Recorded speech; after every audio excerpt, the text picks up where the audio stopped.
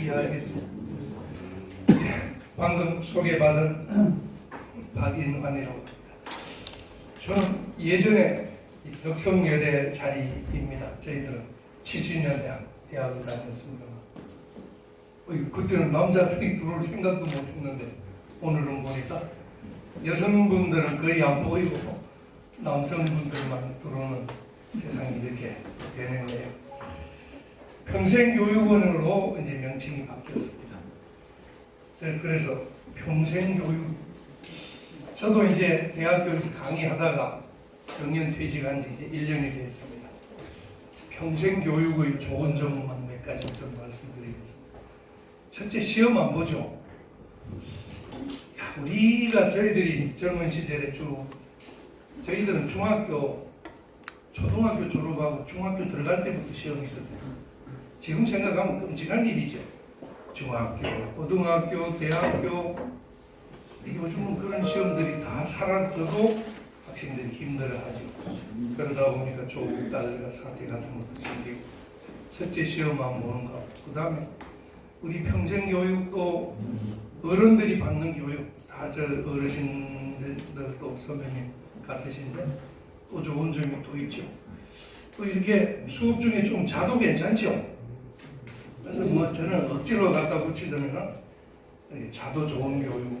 세상에 우리 젊을 때 생각하면 자도 좋은 교육이 있습니까?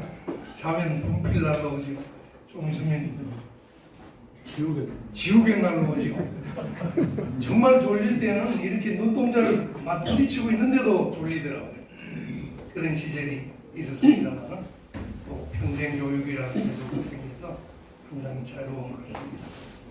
제가 오늘 맡은 주제가 주로 공수처 문제인데, 이 공수처에 대해서 찬반 논란이 이제 벌어지고 할 때 저희 친구들도 공수처를 왜 반대를 하느냐. 아니 발음을 잘 들어보니까 공수처예요. 아니 공짜로 술 주는데 왜 반대를 하겠습니까? 그래서 이놈들이 또 이름을 또 이렇게 찍어가지고 반대 못하게 하도 우리 국민들 열받게 하니까 술이라도 공짜로 주려나 보다. 뭐 그냥 억지로라도 한번 웃어보자고 하는 겁니다. 그래서 이제 공수처가 지금 화두가 되고 오늘 밤 12시부로 지소미아가 종료가 되죠. 근데 몇 군데 기자들도 저한테 뭐 의견을 물어봤습니다만 언론에서 몰랐느냐, 다 아는 거 아니냐. 원래 좌파들은 수십 년 전부터 아시겠지만은 국가보안법 폐지, 그야말로 입에 달고 다니던 주문인데 지소미아 폐지돼서 슬슬 미군 철수 이야기 나오는 거 우리만 놀라지 좌파들은 전혀 놀라는 게 아니라 오히려 속으로는 우리가 기다리던 거다. 말은 안 하지만 저는 좀 오늘 12시가 밤 12시가 그런 중요한 시국에 저희들이 여기 모인 것 같습니다. 아까 사회자가 저보고 과분한 소개를 하셨습니다만 저는 뭐 사실 여기 대부분 명단을 보니까 저보다 선배님이시고 또 고향, 저는 뭐 대구가 고향입니다만 고향 선배님 또는 저는 또 잠시 검찰에 몸을 담고 있었으니까 저희 검찰 선배님도 계시고 해서 앞에 나와서 말씀드리려니까 좀 떨리고 하는데 혹시 좀 실수가 있더라도 이해 부탁드립니다. 또 우리 평생교육 수준은 사실은 또 너무 전문적인 수준으로 하면 재미가 없겠죠. 뭐 자도 된다, 뭐 시험도 안 본다고 이렇게 안심만 시키지만 또 알아듣기는 쉬워야 되니까 이 공수처를 어떻게 하면 쉽게 이야기하나. 그래서 가만히 생각하니까 제가 사실 작년에 그만둘 때까지 또 제가 근무한 데가 로스쿨입니다. 건국대학교 법학전문대학 로스쿨에 근무했는데 또 썰렁한 말이겠습니다만은 여러분 중에 하이스쿨 안 나온 분 손 들어보십시오. 저는 로스쿨 나왔으니 로스쿨 교수니까 뭐 강의 수준이 높아도 얼마나 높겠습니까? 그래서 강의 수준도 안심해도 될 것 같고 수준이 낮을 테니까요.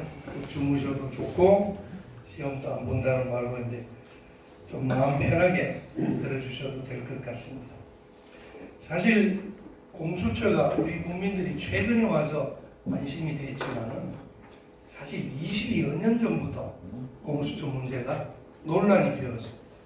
어디서? 바로 아니나 다를까 좌파 진영. 특히 박원순이가 그 당시에 사무처장으로 있던 참여연대 출범 초기부터 참여연대의 과업으로서 그 당시는 생전 듣도 보도 못한 홍콩의 염전공사라든가 싱가포르의 탐호조사국 사례가 있다면서 들고 나와서 우리 국민들은 몰랐죠. 뭐 이런 것도 있었는데 그 당시 유행하던 TV 프로가 여러분 이제 기억이 날 겁니다. 포청천 프로가 기억나죠. 그 중국 계통에서 검찰 조직이 발달하지 않은 나라에서 마치 정의의 칼을 휘두르는 고위 관료들 탐호조사국이래. 탐호가 탐관오리 준말입니다. 그래서 주로 중국 계통 또 나라의 싱가포르나 홍콩 같은 나라 특징이 도시국가 수준의 작은 나라죠. 그러니까 검찰 제도가 발달하지 않은 도시국가의 소규모 작은 나라, 그것도 중국계. 저희들은 뭐 중국이란 말도 쓰기 싫어서 중공계라고 합니다만은 중공계통의 작은 도시국가에서 쓰던 제도를 들고 와서 1996년 지금부터 만 23년 전에 들고 나와서 그 당시는 고비처를 설치하지. 이름이 고비처입니다. 고위공직자 비리조사처 줄이니까 고비처죠. 그래서 그 말을 나와서 또 우리 그 당시 YS 정권 때입니다. 그렇게 또 말썽을 부리다가 결국은 99년도에 와서는 그러면 우리 우파 진영 또는 보수 진영의 약점이 하나하나씩 양보해 주는 거죠. 그걸 타협이라고 하고 중재라고도 하고 협상이라고도 표현을 합니다만은 저희들이 쭉 역사적인 경과를 거치다 보면 결국 이 공수법도 그 당시에 양보해서 받아들인 것이 특검을 받아들였습니다. 다시 말해서 공직자 비리 수사처 또는 범죄를 부패를 방지하는 제도로서 최초로 99년도에 특검을 받아들여서 그 당시 조폐공사 노조 파업 유도 사건이 있었죠. 물론 성과는 없었습니다. 1호 특검입니다. 그렇게 해서 특검을 받아들이기 시작을 했는데 그래도 저 친구들은 포기하지 않죠. 국회가 출범할 때마다 참여연대를 중심으로 공수처 법안 특검 가지고는 안 되겠다. 그렇게 해서 또 입법 로비하고 매달려서 또 김대중 정부 때 와서는 그래도 우리가 탐호조사국이나 염전공사라는 표현을 쓰니까 우리 귀에 빅지 않으니까 드디어 대안으로 받아들인 것이 부패방지위원회입니다. 기억나시죠? 그게 2002년도입니다. 벌써 20년 가까이. 벌써 염전공사나 저기 탐호조사국 같은 모델로 부패방지기구로서 이름 자체가 엔티크랍션이라고 해서 부패방지위원회를 도입을 했습니다. 그때 만든 법이 부패방지법입니다. 지금 말하면 공수처법. 그걸 도입을 했습니다. 그래서 그 기관은 지금도 살아 있습니다.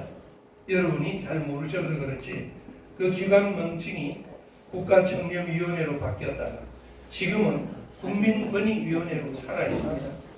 다만 우리 이명박 정부에 와서 국민권익위원회를 국무총리 중앙심판 행정심판위원회와 국민고충처리위원회 세 가지를 합해서 부패방지위원회를 합쳐서 국민권익위원회로서 이제 돼 있습니다. 근데 이름이 이제 숨겨져 있죠. 그런데 17대, 18대, 19대 넘어오면서도 이렇게까지 했는데도 계속 법안을 제출합니다. 저는 좌파한테도 배울 게 있다고 봅니다. 이렇게 지독하고 끈질기고 포기하지 않습니다. 우리 우파들 같았으면 이 정도면 이제 됐다고 물러나겠죠.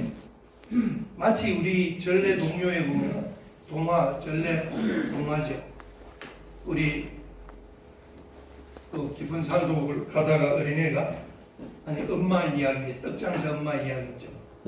떡 하나 호랑이를 만났는데 떡 하나 주면 안 잡아먹지 해서 떡 하나 줍니다. 나중에 떡 다 떨어지니까 팔 하나 주면 안 잡아먹지 해서 또 팔 하나 떼주고 그 다음에 다리 하나 주면 안 잡아먹지 해서 그렇게 살금살금 다 잡아먹는 그 우리 어릴 적에 전래 동화 이야기죠. 바로 좌파가 그런 수법을 씁니다. 이렇게 해서 드디어 19대 박근혜 정부에 들어와서도 또 포기하지 않고 공수처 법안을 4건이나 발의를 합니다. 지금이랑 똑같아요. 박근혜 정부에서 그걸 또 막지 못하고 그때 대안으로 해준 것이 그 전까지 특검 제도는 개별적인 입법을 해서 그때그때 특별검사를 법률로서 제도를 만들고 그때그때 특검법 이름이 엄청 깁니다. 저는 뭐 하나도 못 외우겠습니다만 저도 마지막에는 노무현 정권 당시에 노무현 측근 비리 특검 제가 마지막 특검 후보 2명 중에 1명으로 올라갔는데 저는 탈락이 되고 김진홍 변호사라고 당시 군법무관 출신을 특검으로 임명한 그 기억도 납니다만 그런 식으로 특별법으로 제정을 했다가 박근혜 정부에 와서는 상설 특검으로 또 양보를 해줍니다. 그런데 상설 특검은 특검이 할 일 없는데 월급을 줄 수가 없잖아요. 제도 특검이라고 해서 특검 법률을 만들어서 필요할 때는 따로 법률을 만들지 않고 국회에서 의결만 하면 그때그때 특검이 작동될 수 있도록 바로 그것이 박근혜 대통령의 발목을 잡은 박영수 특검입니다. 박영수 특검은 바로 그 법에 의해서 특검으로 박근혜 대통령이 임명을 합니다. 그런데 그 박근혜 대통령도 임명할 수 않을 수가 없는 것이 상설 특검을 그 전에 만들어 놓고 그러니까 제도 특검으로 만들어 놓았으니까 옛날에는 그때그때마다 특검법을 만들어야 되는데 만들 필요가 없이 국회에서 의결만 하면 바로 특검을 하는데 그 특검법에 재밌는 장치가 민주적인 통제라고 해서 제1야당이 특검 후보자 2명을 추천하게 됐습니다. 그럴듯하죠. 왜냐하면 고위공직자 비리나 부패는 집권층에 일어나니까 민주적 그 통제를 위해서 야당한테 특검 후보자를 추천권을 준 거예요. 맞잖아요. 그래서 그 당시 박영수 특검하고 또 한 명은 잘 기억이 안 나는데 둘 다 민주당에서 추천을 했습니다.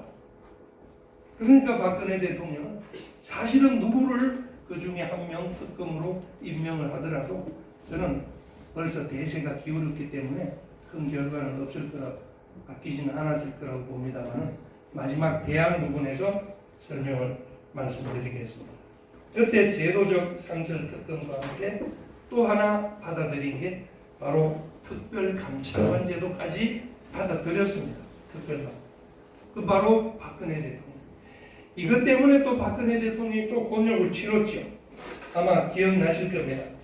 특별감찰관으로 있던 그 당시 청와대에서 우병우 조사도 하고 뭐 최순실 그 누굽니까? 정유라 그 남편 정인혜. 예. 정인혜인가 그 양반 뭐 뒷조사하고 하다가 그때 좀 말썽이 났죠. 그게 바로 특별감찰관이 하는 일입니다. 그런데 정권이 바뀌고 특별감찰관 제도도 살아있고 특별감찰관 법도 살아있습니다. 지금 상설특검법도 살아있고 특별감찰관 법도 살아있는데 우리 문재인 정권은 문재인이는 지가 대통령이 되고 나서는 임명을 안 하고 있습니다. 특별감찰관은 이 명백하게 법률 위반이죠. 헌법 위반이죠. 대통령 직무유기입니다. 직권 남용이고 아마 나중에 탄핵으로 넘어가면 탄핵 사유가 저는 박근혜 대통령보다 한 100배는 될 것 같아요. 아니, 법이 엄연히 살아있는데 특별감찰관을 임명하지 않으니까 문재인 대통령 딸이 지금 어디 가 있는지 태국 있다고 하지. 청와대에서는 한 번도 발표도 안 했습니다. 지금 연 10억 정도의 경호비용으로 국민들이 낸 세금으로 외국에 나가 있는 딸 경호까지 돼야 되는데 만약 특별감찰관이 지금 누군가 임명되어 있다면 그거 조사해야 되겠죠. 왜 나갔느냐. 그러니까 문재인 대통령은 제도가 있고 법도 있음에도 불구하고 그냥 모른 척하고 있으면서 느닷없이 그 예전에 벌써 20년 전에 이렇게 했던 공수처를 들고 또 이 공수처의 문제점은 여러분이 보시다시피 자칫하면 조국이 법무부 장관이 돼서 공수처법을 마치 검찰개혁의 핵심 최종 마무리인 것처럼 짓거리다가 나갔죠. 이것만은 꼭 해야 된다. 그 말을 이어받아서 드디어 빙소리 나는 게 경고인가요? 요즘 하도 유튜브도 경고 방송이 뜬다고 하던데 뭐 어떻습니까? 아마 그 문재인 아들 딸부터 조사가 시작될 텐데 그걸 못하게 하고 조국이가 법무장관 들어오고 나서부터는 특별감찰관 제도는 있는지 없는지 우리 국민들도 모르고 있으니까 그 구태에 의한 공수처를 다시 꺼내서 공수처를 하자고. 지금 공수처를 하자고 하는 여론조사를 가장 최근에 그 앞에 건 모르겠습니다만 국민 여론이 거의 과반수 이상이 찬성합니다. 많을 때 60% 이상. 찬성하는 이유도 뻔하죠. 언론이 장악된 상태에서 깜깜이 법인데 내용도 모르고 제목만 갖고 여론조사를 합니다. 고위공직자 범죄수사처 고위공직자들 몇 명도 안 되는 고위공직자 나쁜 놈들 죄를 짓는 걸 엄하게 처벌한다는 법을 만드는데 우리 국민들 찬성합니까? 반대합니까? 그 반대할 사람 누가 있어요? 여론조사가 그렇습니다. 그래서 공수처를 도입해야 된다고 청와대에서는 그 여론을 갖고 큰 소리치. 그렇지만 자세히 보세요. 우리 문 대통령이 대통령자 붙이기도 아깝네요. 문재인이가 집권했던 당시에 제일 먼저 한 일이 뭡니까? 원자 그러니까 그 핵발전소 탈원전을 이야기를 했죠. 그때 유명한 공론화위원회라는 걸 만들어서 국민들 여론을 폭넓게 수집한다고 그랬죠. 그런데 공수처에 대해서는 공론화 이야기 들어본 적 있습니까? 없습니다. 없지요. 거기다가 그 흔한 공청회도 한 번 안 합니다. 그 말이 뭡니까? 다시 말해서 정부안이 없었다는 것. 저도 조국이 하도 큰 소리 치고 법무부에서 큰 소리 치기 때문에 원래 공수처는 법무부 안이 있어야 됩니다. 왜냐? 정부 조직법을 바꿔야 됩니다. 그렇잖아요. 그 다음에 검찰은 준사법기관입니다. 준사법기관 헌법에 나오는 준사법기관 하나 설치를 하면은 최소한 예산 분석부터 부패 영향평가 여러 가지 요즘 법률 입법에 대해서는 여러 가지 사전 통제 제도가 있습니다. 관계기관 의견 조회부터 해서 정부 입법은 이렇게 통제가 많기 때문에 나름대로 치밀하고 정치하고 정합성이 있게 만들어지는 게 원칙입니다. 그런데 제가 아무리 찾아봐도 법무부 안이 없습니다. 여러분도 알죠? 조국 안이 없어요. 공수처법. 왜 법무부 안이 없을까요? 그동안 20년 이상 법무부에서 공식적으로 반대를 했습니다. 공수처 설치에 대해서 바로 법무부 자체가 우리 여기 검찰 선배님도 계시지만 아실 대로 법무부나 검찰 자체에서 공수처는 말도 안 된다고 반대했기 때문에 법무부 안이 없었던 겁니다. 역대. 그래서 역대 참여연대에서도 역대 정부에서도 계속 국회의원안을 했습니다. 이번에도 아니나 다를까 백혜련 의원, 권은희 의원 그 두 분한테는 정말 미안하지만은 저는 사실 득보 뒤에는 생략하겠습니다만 득보였습니다. 알고 보니까 초선 의원이죠. 초선 의원 2명을 앞세워가지고 공수처법 발표했습니다. 그러다 보니까 내용 자체가 완전히 엉망입니다. 그래서 우리 국민들도 깜깜이라고.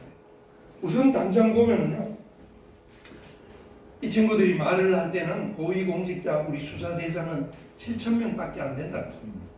그러니까 우리 국민들 중에 0.1%도 안 되는 7,000명이 나쁜 짓 못하게 조사를 한다니까 우리는 좋죠. 우리 같은 서민들은. 근데 절대로 그 함정이 빠지지 않아야 될 것이 그 법을 자세히 보면 퇴직 공무원도 포함되어 있습니다. 그러니까 저도 들어가면 그 다음에 퇴직 군인도 포함됩니다. 그럼 퇴직 군인, 퇴직 고위공직자 아마 판사, 검사 다 들어가죠. 공소시효 남은 사람 다 들어갑니다. 7,000명 곱하기 얼마나 해야 될지 모릅니다. 그 다음에 공범이론 있죠. 그럼 문재인 정권에 와서는 유명한 우리 박근혜 대통령 처벌할 때 경제적 공동책임, 공범으로 그렇게 했죠. 다시 말해서 적용 법률에 해당되는 대상자를 보니까 법률이 아주 광범합니다. 원래 부패 방지를 위해서 만든 제도 같으면 뇌물을 위주로 부패라는 뜻이 영어로 corruption이죠. 아시다시피 부패라는 뜻은 공직에서 일어나는 일입니다.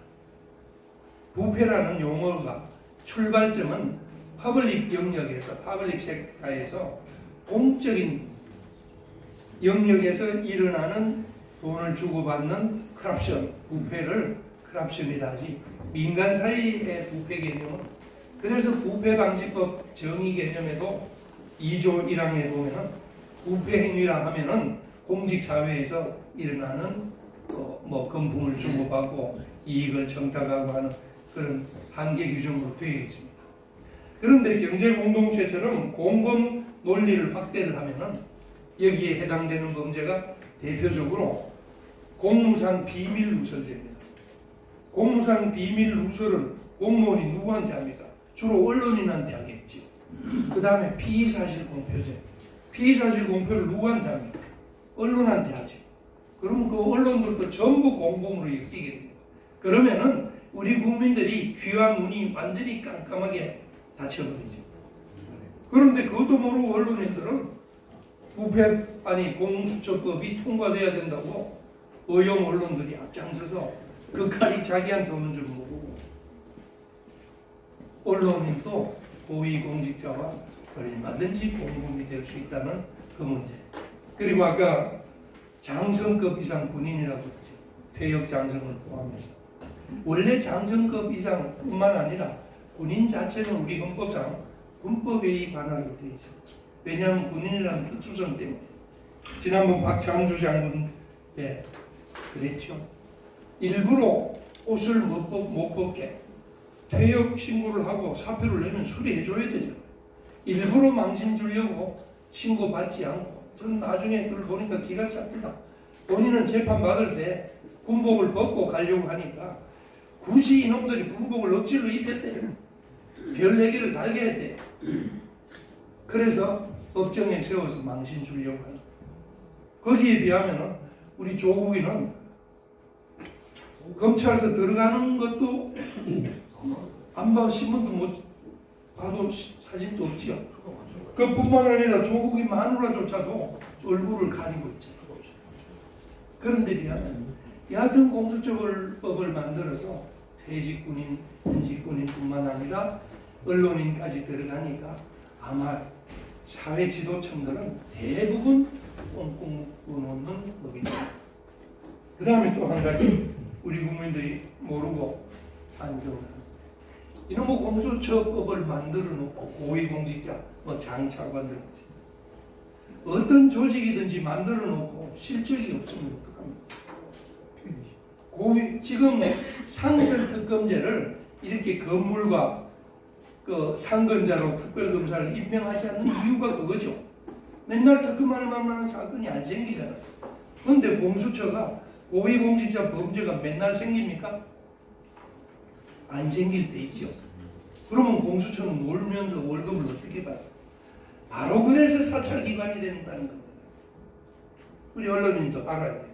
일이 없으면은 공조직을 만들면 파키슨의 법칙이라고 행정학 하시는 분들 알죠. 어떤 행정조직이든지 한번 만들어지면 자기 스스로를 키우려고 하지 축소하거나 폐지하려고는 하지 않는다는 파킨슨 법칙이라 하던가요? 저도 예전에 들었는데 그것처럼 공수처를 아무리 작게 출범시켜도 실적이 없다고 대통령 각하 이제 우리 실적 없으니까 그만하겠습니다 합니까? 또 해마다 대통령한테 보고할 때 올해는 한 건도 못했습니다 할 수 있습니까? 그러면 당연히 무리한 수사를 하게 되죠. 월급을 받으려면 실적을 남겨야 되니까. 그러다 보면은 국민에 대한 도청, 감시, 이제 개인의 사생활까지 그 사례로 제가 얘기도 들었습니다. 홍콩이나 인도네시아 같은데 공수처 비슷한 제도가 있는 나라에서는 벌써 그 부작용이 터져 나옵니다. 홍콩 같은 데는 이제 염정공서 만들어서 포청천이 활약을 하고 세월이 많이 지나니까 지금 홍콩하고 싱가포르 많이 깨끗해졌죠, 공직자. 그래도 기구는 남아있어요. 그러니까 한 해에 공직자가 부패 문제로 단속되는 건수가 연간 3건 정도밖에 안 됩니다. 이제 큰일 났죠. 홍콩 같은 경우는 공직자 부패로 단속되는 건수가 3건밖에 안 되니까 홍콩 염정공서가 난리 났죠. 자기 기관의 존폐가. 그래서 무리한 수사가. 그게 여기 좀 더 자료에도 나옵니다만 도청하고. 그래서 우리 가끔 우리 우파 언론에서는 게슈타포 역할을 한다.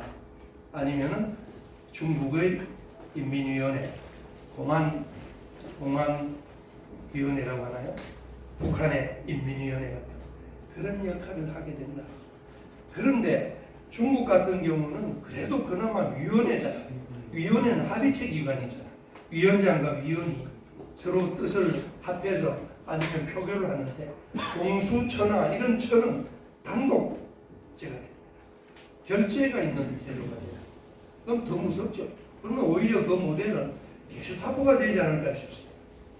그래서 그 정도 성격을 말씀을 드리고 쭉 넘어가서 공수처 법안을 지금 와서 아마 12월 3일에 이제 패스트 트랙에 올렸습니다. 패스트 트랙에 올렸기 때문에 최근의 뉴스 보니까 국회의원이 당선되고도 이제 내년 총선이 1년도 남지 않았는데 당선 무효로 자격 박탈된 사람이 14명이 있습니다. 그 중에 자유한국당이 10명이에요. 우리 보수 진영이 정말 문제입니다. 10명이 정말 경상도 사투로 쇠가 빠지게 고생해서 국회의원 내놓고 임기도 다 못 채우고. 근데 문제는 그렇게 되면은 의결 정족소에서 치명상을 입게 되죠. 10명이 자격이 없습니다. 그러면 14명, 그런데 민주당에는 한 명도 당선 무효가 안 됐어요. 지금까지 뉴스를 보니까. 그래서 300명 정원에서 14명을 빼니까 186명이 되죠. 이제는 과반수 법률로 통과시키려면 286명이니까 144명만 손들면 패스트 트랙이 있는 법이 통과됩니다. 어쩌면은 여당, 민주당 내부에서 반란표가 나타나지 않으면 저는 패스트 트랙에 올라 있는 이 법, 공수처법, 연동제 선거법 다 마음먹는 이제는 벌써 정족수는 확보해놨습니다. 아마 정의당 이야기도 안 할 수가 없네요. 정의당 뿌리는요, 민주당하고 똑같습니다. 민족문제연구소 있지요. 민족문제연구소에서 민주당과 정의당을 컨트롤하고 있는 거대한 모집단이 바로 민족문제연구소입니다. 그 뒤에는 아시다시피 역사적으로 그 친구들은 안 나타나죠. 임종국이부터 시작해서 지금 죽었죠. 그리고 박헌년과 관련돼서 우리 박원순 시장까지. 아마 박원순 시장이 제가 보기에는 제일 지금 좌파 진영의 돈과 머리와 지혜와 아이디어와 조직과 갖고 있는 총두목이 박 시장 같아요. 우리 국민들은 잘 모르죠. 국민들은 워낙 이 친구가 말을 이쁘게 잘하고 아름다운 재단이다 이런 거죠. 세상에 재단법인이면 장학재단이나 노인복지재단이나 병원재단이나 재단의 정체를 밝혀야 되잖아요. 정말 우리 정부가 잘못했습니다. 그 보수 정권 때 그런 재단 안 받아줘야죠. 네 정체를 이름에 밝혀라. 아름다운 뷰티풀 파운데이션. 세상에 아름다운 뷰티풀 파운데이션 정체가 없지요. 그런데 설립하고 무슨 일을 하는지 알죠? 좌파들 지원하는 일을 주로 했습니다. 아시잖아요. 많이 키웠죠. 좌파 지원 단체입니다. 지금도 그렇게 하고 있습니다. 이름이 뷰티풀 파운데이션이에요. 그것도 모르고 SK, LG, 삼성 막 돈 갖다 줍니다. 여러분 한 25년 전에 기억나죠? 1% 나누기 운동. 거기서 시작했습니다. 박원순 씨는 돈 모으는 방법을 배우기 위해서 미국 유학까지 갔다. 물론 짧은 기간이지만 우리 우파에서 그걸 못하고 그냥 보고 있었죠. 그 유명한 사례로 이명박 대통령은 서울시장 시절에 정말 자기 월급을 100% 박원순이한테 다 갖다 줬어요. 그런데 그 박원순 시장이 소위 자칭 진보의 실질적인 우두머리면서 또는 묵시적, 명시적으로라도 이명박 대통령 도운 적 있습니까? 전혀 없지요. 우파들이 이렇게 순진해요. 그걸 도와주고도 이렇게 당하고 뭐 그런 이야기 하자면 한이 없지만 지금도 LG에서는요. LG에서 선물 세트 같은 거 오는 거 그 사용 설명서 자세히 보세요. 지금도 멍청하게 수입의 순이익의 0.1%는 아름다운 재단에 기부하고 있습니다라는 걸 문자로 찍어놨어요. 지금 우리 우파 수준이 재벌 수준이 그렇습니다. 물론 모르니까 그런데 여하튼 그 좀 벗어난 일입니다만은 그래서 이 법안을 공수처 법안을 역사적으로 쭉 보면은 그렇게 해서 됐는데 지금 와서 문제 삼는 이유는 다시 말해서 검찰 개혁이라는 걸로 문제를 삼게 됩니다. 근데 직전까지는 검찰 개혁이란 말 나오기 전에 여러분 많이 들은 게 사법 개혁이죠. 다시 말해서 사법농단 또는 재판 거래라는 표현을 씌워서 문재인 정권이 출범하자마자 적폐청산을 국정과제 제1로 내세웠습니다. 그러면서 각 부처마다 과거사위원회를 만들어서 국정원부터 해서 다 뒤져서 지금 한 200명 가까운 공직자들이 벌써 윤석열에 의해서 다 들어가 있죠. 그때만 해도 전직 대법원장을 구속하면서 사법개혁을 이야기했습니다. 사법개혁이 우리 국민들한테 실감나게 느껴지는 부분은 바로 법조에 대한 신뢰죠. 재판이 엉망이다. 유전무죄, 무전유죄, 전관예우를 막자. 이것이 사법개혁의 요체가 아닙니까? 우리 국민이 바라는 만약 사법개혁이 있다. 근데 지금 그 말은 쏙 들어갔죠. 전관예우 어떻게 막을 것인가? 유전무죄를 어떻게 막을 것인가? 변호사 비용 조국이가 또 부메랑이 됐대요. 변호사 비용 되려고 임대료 올렸답니다. 자기가 갖고 있는 아니 변호사가 저도 변호사라서 뭐 좀 창피합니다만 도둑놈을 돈 없어서 훔친 도둑놈을 변론하면서 도둑놈한테 변호사 비용을 수백만 원, 수천만 원 받으면 도둑놈 아닙니까? 바로 그런 걸 개혁하는 게 사법개혁일 텐데 엉뚱하게 조국 사태를 조국이를 감싸기 위해서 검찰이 무소불위의 권한을 가지니까 검찰을 기다려야 된다는 걸로 바꿨다는 점. 그리고 또 강행 처리하게 되면 결국은 지금 법무부는 거의 100% 민변화가 다 됐습니다. 혹시 관계되는 분은 아시겠지만 저는 100%라고 장담을 합니다. 조국이 들어온 이래는 법무부가 마치 우리나라 국방부가 완전히 문민이 장악하는 거랑 똑같습니다. 현역 군인은 국방부에서 한 명도 근무하면 안 돼. 그거랑 똑같습니다.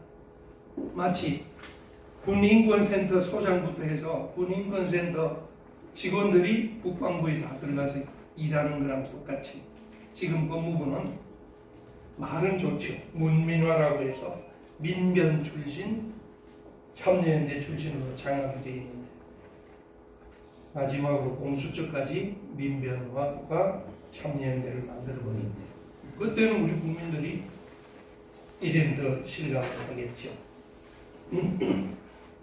그 정도로 하고 이제 한 3페이지쯤에 오늘 저기 백혜련 예약한 사람인데요. 백혜련 의원 등 공수처 법안의 제안 이유 회의 중이 돼가지고요. 3페이지쯤 밑에 제가 10시까지 내리고 10시까지 체크인 하겠습니다. 여기에 괜찮습니다. 뭐 급하신가 보죠.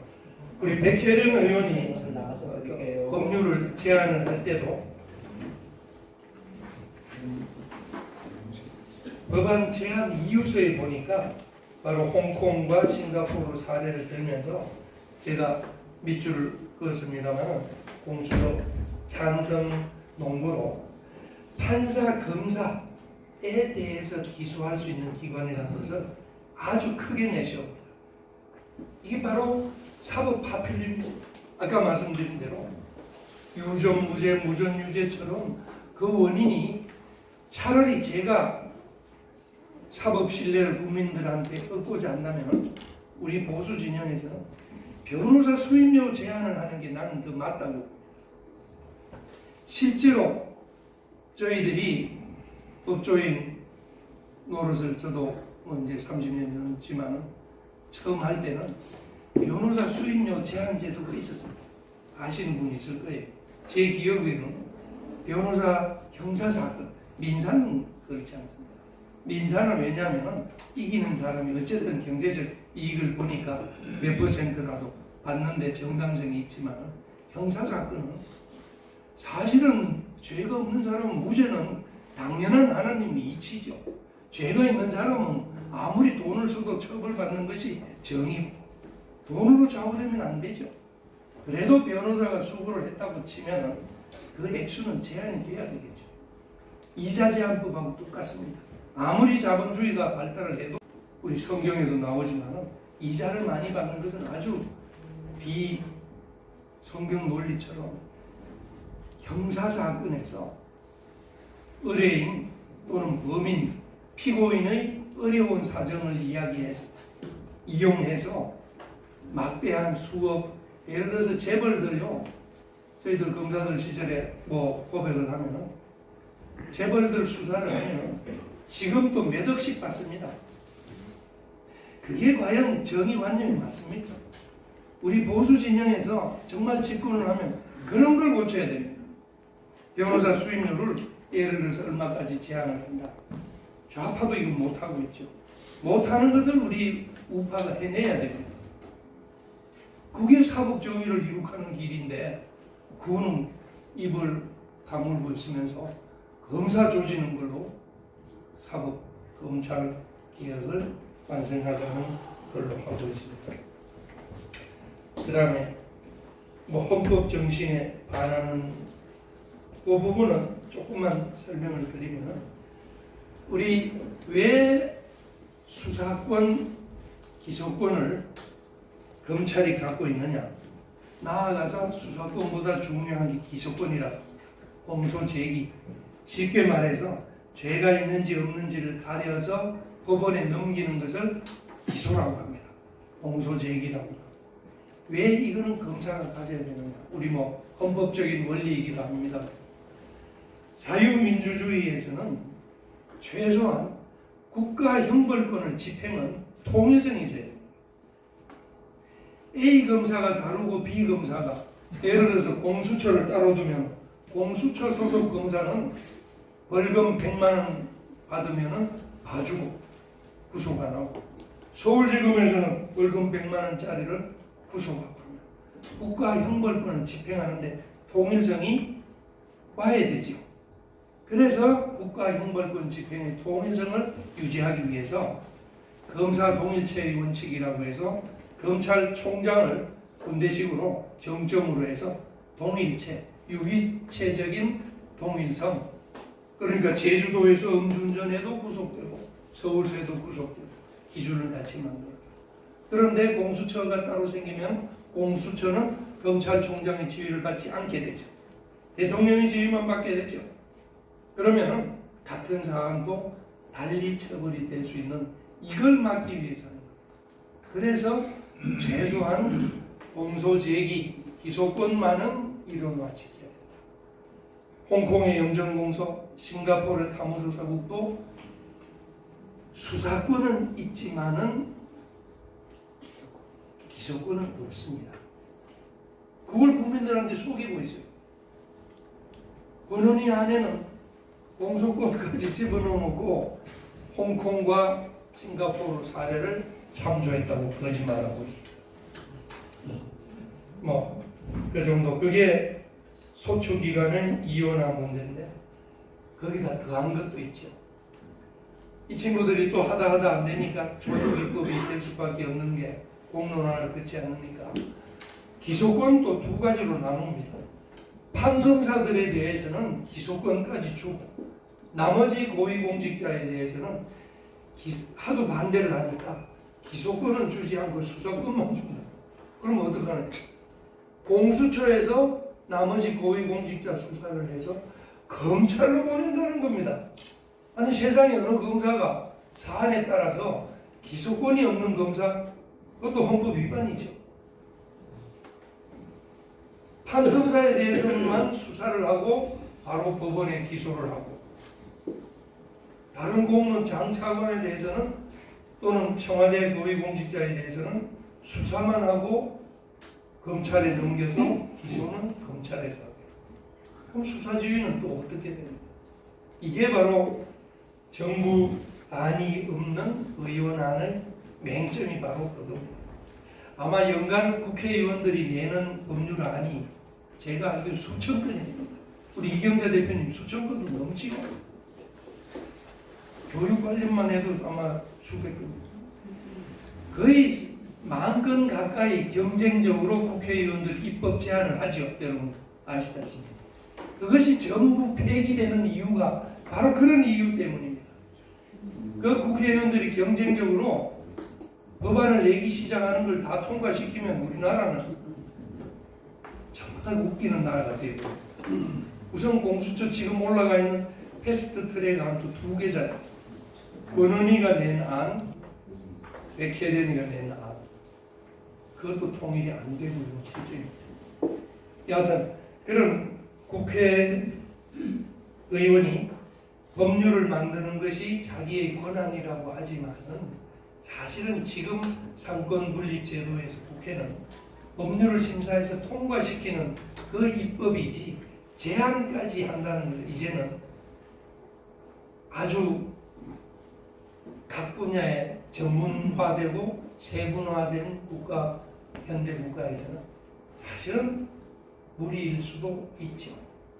대표적으로 한일협정 65년도 청구권 협정 때문에 양성태 전 대법원장이 재판을 늦게 끌었다. 일본 눈치 보면서 재판을 늦게 했다 해서 직권 남용죄로 구속돼 있죠. 바로 그런 사례입니다. 아무리 사법권의 독립이라고 하지만은 사법권이 국익보다 위에 있을 수는 없습니다. 국가 이익보다. 미국에도 그런 제도가 쉐브론 제도라고 해서 미국도 대법원 판결이나 중요한 판결을 할 때 행정부의 의견을 묻고 판결을 합니다. 그런데 우리는 권력 분립을 핑계로 양성태 대법원장이 외교부 장관 의견 물었다고 해서 그 의견을 듣고 재판을 늦게 했다고 해서 사법농단으로 불렸지. 우리 국민들이 모르면은 사법농단 같지요. 근데 조금만 생각해 보면 국회의원이 전지전능이 아닌 것처럼 판사, 검사도 전지전능이 아닙니다. 이렇게 복잡한 현대 사회에서 아무리 법 논리로서 원자 핵발전소를 폐기할까 재판을 할 때 판사가 어떻게 합니까? 결국 전문가들 의견을 듣고 해야죠. 그게 전혀 나쁜 일이 아닙니다. 그렇게 해서 외교 장관의 의견을 구한 것을 사법농단이라고 해서 아마 양성대 대법원장 엄청 속상할 겁니다. 구속돼 있을 때 돈 한 푼 안 받았지. 박근혜 대통령도 마찬가지겠습니다만 돈 한 푼 자기 주머니에 받은 것 없이 사법농단이라는 제목을 뒤집어 쓰고 있습니다. 그와 마찬가지로 공수처라는 것은 또 그런 면이 있다. 한 7페이지 조금 위로 올려보면 인도 법률적 문제점 중에 인도네시아 국회 건설위원회도 바로 공수처 같은 거 인도네시아 하나 만드니까 세월이 지나니까 권력기관끼리 서로 싸웁니다. 누가 세냐 하고. 그래서 인도네시아에서는 KPK라고 해서 KPK가 인도네시아 국회건설위원회인데 도마뱀이라고 약칭으로 부릅니다. 속으로 경찰은 악이라고. 아마 열대지방이니까 그렇겠죠. 여기 인도네시아의 공수처가 있다는 말은 인도네시아가 이슬람권 국가입니다. 검찰 제도가 발달하지 않은 국가입니다. 그러니까 공수처 같은 게 있죠. 어쨌든 거기서도 경찰이 세냐 공수처가 세냐 하면서 서로가 뭐 서로를 고소 고발하고 잡아놓는 그런 케이스가 있어서 그랬습니다. 뭐 그냥 제가 하겠습니다. 안 보고 제 자료만 보고 그 다음에 또 이 공수처는 세계적으로 유례가 없다는 걸 아까 말씀드린 거죠. 국내에서도 20년간 폐기된 법안이다. 우리 12월 3일 이걸 통과시킬 가능성이 있는데 여러분도 주변에 꼭 좀 이야기를 해주세요. 아까 말씀드린 대로 깜깜이 법으로 제목만 갖고는 일반 서민들 다 찬성합니다. 모르니까. 20년 이상 한 10여 건이 제가 알기로는 다 폐기가 됐습니다. 오죽하면 폐기가 되고 법무부에서 계속 여권이든 야권이든 노무현 때도 결국 시도하다가 법무부에서 반대를 했습니다. 그래서 정부안이 없다는 것, 그것도 말씀해 주시는 것이 좋을 것 같고, 또 비상식적인 사찰 기구가 돼서 KGB나 뭐 게슈타포 같이 비슷한 제도가 북한에 있는 것 같아요. 북한에 있는 게 공안부 국가보위부인가요? 그게 이름이 국가보위성으로 바뀌었습니다. 바로 이거 공수처와 똑같은 역할을. 북한이 검찰이 있으나 말하죠. 국가보위성에서 다 바로 김정은이 직할로, 바로 공수처도 대통령 직할로. 법에 보면 소속이 없습니다. 검찰은 법무부 소속입니다. 그래서 그나마 일반적이라도 검찰총장이 법무부 장관의 지시를 받지. 이번에 조국 사태 때 극명하게 나타난 것처럼. 그런데 공수처는 그 제도도 없습니다. 임명 최종적으로 청와대 하기 때문에 더욱더 북한과 가까운 제도다. 그래서 김정은이가 좋아할 제도다. 아마 남북 연방제를 시도한다면은 뭐 비슷한 제도니까 좀 도움은 될 수 있겠죠. 홍콩 염전 공서 같은 것도 서로 뭐 아까 말씀드린 대로 비밀 녹음을 해서 고위공직자 뒷조사를 하고 하는 게 이제 들킨 사례를 그 뒤에 한 중간쯤으로 쭉 내려와 보시면은 그러면 검찰개혁 문재인 정권에서 화두로 삼는 검찰개혁을 어떻게 할 것인가? 검찰개혁은 거꾸로 검사들의 직무에 대한 중립성, 독립성을 확보시키는 방법은 뭡니까? 지금 법무부를 통해서 검찰총장이 인사권이 있는 게 아닙니다. 검사들 법무부를 통해서 청와대 사정, 옛날 같으면 사정수석, 쉽게 말하면 대통령이 인사권을 갖고 있습니다. 정말 검찰 개혁을 하려면 제왕적 대통령의 권한은 검사에 대한 임명권, 그 다음에 예산 편성권을 내놔야 됩니다. 차라리 검사에 대해서는 독립성을 유지하기 위해서는 검찰총장한테 인사권을 주는 게 맞죠. 오히려 진실을 호도하고 그 부분은 숨기고 있으면서 공수처를 만들고 있다. 그리고 그런 식으로 독립성을 확보를 하고 궁극적으로는 검찰 권력 행사에 대해서는 시민과 언론의 감시, 그리고 법원을 통해서 사법 통제. 윤석열 검찰총장 하에서 조국에 대한 압수수색 영장이 여러분도 뉴스 보고 알죠? 한 10번 정도 기각됐다. 그게 사법 통제입니다. 정 안 되면 그렇게라도 검사를 통제를 하면 되지, 공수처를 만들어서 통제한다는 것은 정말 앞뒤가 맞지 않죠. 아까 직무유기죄라고 했습니다. 여러분 혹시 공수처가 생길지도 모르니까 제가 팁을 몇 가지 가르쳐 드릴게요. 판검사 괴롭히는 방법, 아니면 공수처 직원들도 괴롭히죠. 직무유기죄로 고소를 하세요. 왜냐? 여러분들이 지금 문재인에 대해서는 내란 외환죄로 고발을 해놨습니다. 시민단체에서. 변호사단체하고 저희들 시민단체에서도, 대수장에서도 그렇고 문재인이 국방부 장관 전부 고발을 했는데 한참이 고발한 지 됐는데 조사도 안 해줍니다. 직무유기죠. 공수처가 생기면요, 이제 우리가 고소고발장을 서울지검에 냈는데 조사를 빨리 안 해주면 그 검사를 상대로 직무유기로 공수처에다 다시 고발하세요. 그 다음에 공수처에 고발했는데 빨리 또 안 해주면 또 검찰에다 또 고발을 하세요. 그럼 저 둘이 또 싸우네요.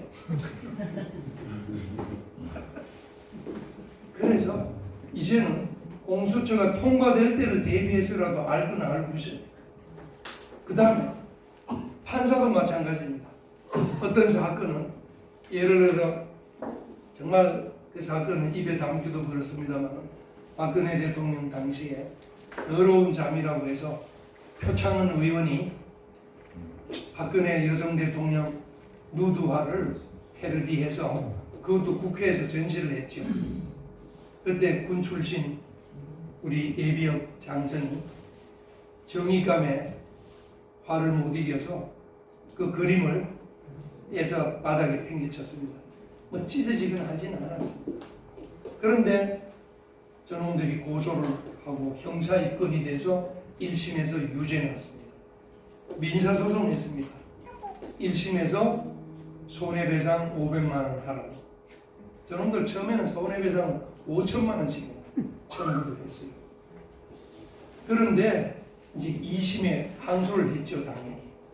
근데 제가 말씀드리려고 하는 이유는 2심부터는 슬슬 문재인 정권의 레임덕이, 사실은 저는 지금부터 시작되는 거라고 봅니다.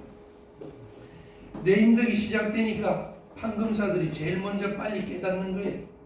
언론도 그렇고. 저는 지금 그런 윤석열 쪽에서도 저는 그걸 기미를 채는 것 같아요. 판사들이 이제 재판 안 하면 미룹니다. 골치 아픈 사건들. 여러분 주변에서 많이 듣죠? 유명한 고영주 변호사 문재인 대통령 보고 알갱이 공산주의자라고 한 것도 1심 선고한 뒤로부터 2심은 2년, 3년이 다 돼가는데 아직 재판도 안 합니다. 무죄하자니 그렇고 유죄하자니 정권 바뀌면 골치 아프니까 그냥 막 미룹니다. 막 미뤄요. 아까 박근혜 대통령 그 그림 사건도 그냥 막 미룹니다. 그 당사자 그 심호 씨라고 해군 장군 출신인데 그분 말씀은 이제 아예 뭐 재판도 안 한대요. 벌금 얼마냐 아니면 그 쉬운 사건도 잘못 재판하면 그게 레임덕이 슬슬 시작되지 않았나. 저는 가끔 청와대 앞에 정광훈 목사님이 하는 집회도 가끔 가봅니다만 성과가 있다고 합니다. 거기서 이렇게 마이크로 크게 뜯으면 조용한 밤에 청와대 안에 들린다. 분명히 문재인은 부부가 같이 수면제를 먹어야 잠을 잘 더라고. 이제 왼쪽이 또 들리는 말로는 차 타고 못 다닌답니다. 물론 좀 과장이겠지만 헬기 타고 다닙니다. 보상할 때 헬기 탔잖아요. 헬기 탔다. 이제 정광훈 목사 그 팀이 24시간 청와대를 지키고 있으니까 물론 이쪽에 삼청동 쪽에는 길은 있습니다. 그래서 헬기를 타고 다니기에 또 외국 우파인자들은 헬기가 가끔 잘 고장나잖아요. 뭐 그런 행운이 찾아올 수도 있지 않느냐 하고 그런 이야기도 하는 것처럼 전혀 성과가 없는 것은 아니라고 하니까 우리가 희망을 잃지 말고 좀 기다려 보십시오. 지금 이제 정리를. 그래서 혹시 이게 도표 있는 부분은 토표를 지금 안 할 것 같은데. 도표를 그냥 예. 좀 조용히 해주세요. 조금 끝나니까 조금만 참아주세요. 조금 기다려. 그래서 뭐 제가 도표를 하나 가져왔는데 여기서 안 됐으니까 말로만 설명드리겠습니다. 홍콩에 제가 가장 최근 자료를 찾아보니까 홍콩 염정공소는 직원이 1200명입니다. 염정공소 아까 제가 말씀드린 대로 파킨슨 법칙이죠. 작게 출발을 해도 조금 조용히 해주세요. 조금 조용히 해주세요. 그 어떤 조직이든지 자꾸 스스로 커지려고 하는 일이 없어. 홍콩 인구가 700만 명, 서울시 인구보다 적지요. 그런데 염정공소가 1200명 직원이 있으면서 드디어 포청천 활약을 많이 해서 사건이 자꾸 줄어들죠. 최근 5년 동안에 공무원이 기소된 사람이 140명. 그러니까 연간 20명 정도밖에 안 되죠. 직원이 1200명인데 거기서 뇌물로 기소된 공무원은 연간 3건이라. 이 1200명 먹여 살리면서 공무원 3명 구속합니다. 그렇다고 공무원 보고 죄를 지으라 할 수는 없잖아요. 이게 바로 공수처라는 특검이 그래서 그때마다 하는 이유가 바로 그것 때문입니다. 절대로 국민들이 우리 앞으로 12월 3일 통과하기 전에 그런 이야기를 하세요. 그렇게 특정한 계급을 가지고 맨날 그 친구들 보고 죄를 지으라고 할 수는 없으니까 사찰을 할 수밖에 없다는 뭐 그런 정도 수준. 인도네시아나 말레이시아도 마찬가지입니다. 그래서 개혁을 빌미로 하는 건 안 된다. 그 다음에 혹시 우리 국민들이나 주변에서 혹시 그러면 대안은 없느냐? 우리 우파에서는 맨날 반대만 하고 그래서 제가 대안만 간단하게 몇 가지 이야기해 드렸습니다. 저놈들 공격할 때는 맨날 우파는 반대만 한다. 자유한국당은 반대만 한다. 그래서 대안은 첫째는 어차피 이 제도가 부패 방지를 위한 제도이기 때문에 대안적 해결 방안은 아까 말씀드린 대로 지금 우리 부패방지위원회 제도도 있고 특별감찰관 제도도 있고 상설특검 제도 요 세 가지가 있으니까 문재인 대통령이 안 하고 있는 요 세 가지를 제대로 해라. 이게 대안이다. 처음엔 이걸로 출발했다. 그렇게 해서 특히 특별감찰관 제도는 문 대통령이 의도적으로 하지 않는다. 그 점을 강조해 주시면 될 것 같습니다. 이석수 그때 박근영 우병우 사건 때 이석수라는 친구가 박근혜 대통령 당시에 특별감찰관을 했습니다. 그때 박근영하고 우병우 사건으로 갈등을 일으키다가 참 세월이 야속하죠. 문재인 정권이 들어오고 나서 이석수 특별감찰관은 문재인 쪽에 붙어서 국정원 기획조정실장 자리를 참가했습니다. 그래서 제가 5위 사정기관은 권력기관하고 가까이 붙여두면 안 된다고 하는 이유가 바로 그겁니다. 그뿐만인가요? 또 누군가요? 조홍천도 청와대 사장이 있었죠. 근데 지금 민주당 국회의원으로 가 있었죠. 그런 걸 보면 절대로 좋은 사법기관 역할을 하는 것은 청와대에 두면 안 되게 되어 있습니다. 그런 점을 우리 국민들한테 알려주시고 기존에 있는 제도를 충분히 활용을 해라. 특별감찰관제 비우지 말고 임명을 해서 문 대통령 아들, 딸 조사해라. 이렇게 역공을 하시는 겁니다. 그리고 홍콩 영정공서 같은 모델을 활용을 하려면 제대로 해라. 우리 부패방지위원회가 있으니까 우리 법은요. 제가 검사 시절도 뭐 지금까지 쭉 보면 우리 한국이 다이내믹하게 이런 분야의 제도도 저는 선진국 어느 나라 못지않게 다 되어 있습니다. 금융실명제와 했을 때 부동산 실명제 이제는요 거의 세계적으로 유례가 없는 것 같아요. 부동산 거래해 보신 분 알지만은 매매 가격을 부동산 등기부의 필요적 기재사항 그렇지요? 옛날에는 이중 가격이 있잖아요. 집에 집문서 따로 있고 등기부 따로 있고 집문서가 진짜였죠. 장롱에 숨겨놓은 거기는 등기부에는 가격도 안 나타나고 근데 지금은 부동산 실명제에서 거래 가격, 실거래 가격제까지 이제 정착이 되어 있습니다. 거기다가 또 참고로 알아두세요. 우리 금융정보분석원이 생긴 지도 한 20년 됩니다. KOFIU라고 해서 Financial Institute Inspection Unit인가 금융정보분석원이라고 합니다. 여기서는 2천만 원 이상 현금 거래는 자동 신고가 됩니다. 여러분 아시죠? 1,000만 원 이상은 혐의 거래는 다 신고가 됩니다. 그래서 자금 출처 조사를 하면은 요즘 집에 적어도 금융기관을 통하지 않고 억대 돈을 현금 거래하기는 이제 불가능합니다. 예를 들어서 역전 앞에서 이제 겨울이면 노숙자를 있겠습니다만 노숙자인 줄 아는데 이분이 1,000만 원을 들고 근처 은행에 가서 예금을 한다고 누구한테 송금한다고 칩시다. 옛날에는 넘어갔습니다. 금융실명제는 이제는 주민등록증을 보여줘야 되잖아요. 그 다음에 자금 출처를 조사를 합니다.